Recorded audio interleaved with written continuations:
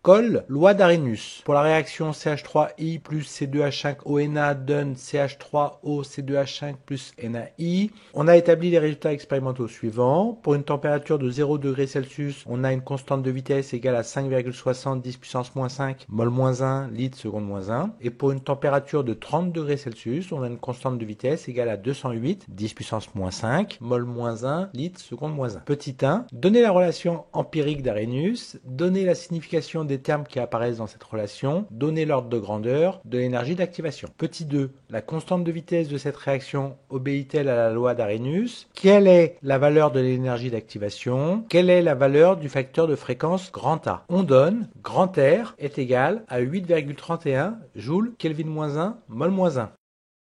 Petit 1. La constante de vitesse K de T suit la loi d'Arrhenius si elle s'écrit K de T égale grand A exponentielle de moins EA sur RT, avec A facteur pré-exponentiel ou facteur de fréquence des collisions. Sa dimension est celle de K et en première approximation, le facteur pré-exponentiel ne dépend pas de la température. EA est l'énergie d'activation, minimum d'énergie pour que les réactifs soient transformés au cours d'une collision. La forme de la loi d'Arrhenius montre que la valeur de l'énergie d'activation a une importance prépondérante sur la vitesse des réactions. On peut dire que les réactions ayant des énergies d'activation les plus faibles sont les plus rapides et inversement, celles qui ont les énergies d'activation les plus élevées sont les plus lentes. Un grand nombre de réactions chimiques ont une énergie d'activation comprise entre 40 et 130 kJ mol-1. En supposant que l'énergie d'activation ne dépende pas de la température et dans la plage des valeurs précédentes, lorsque la température augmente de 10 degrés Celsius, la constante de vitesse est multipliée par un facteur de 2 à 3.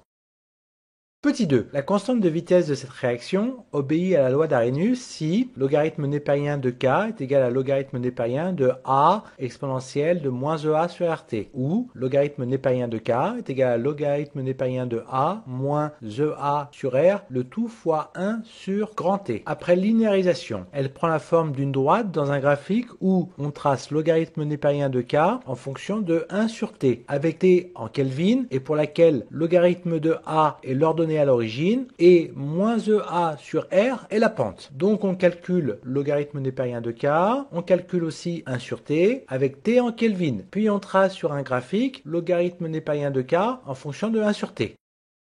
On obtient une droite, la constante de vitesse de cette réaction obéit à la loi d'Arrhenius avec logarithme de grand A est égal à 26,51, donc grand A est égal à exponentielle de 26,51, c'est égal à 3,26 10 puissance 11 mol moins 1 litre seconde moins 1 qui est l'unité de K. Et moins EA sur R est égal à moins 9924, soit EA est égal à 831 multiplié par 9924 et c'est égal à 82,5 kJ mol moins 1. De plus, le coefficient de corrélation au carré est égal à 0,999, proche de 1. La modélisation épouse parfaitement les points expérimentaux et confirme une constante de vitesse suivant la loi d'Arrhenius.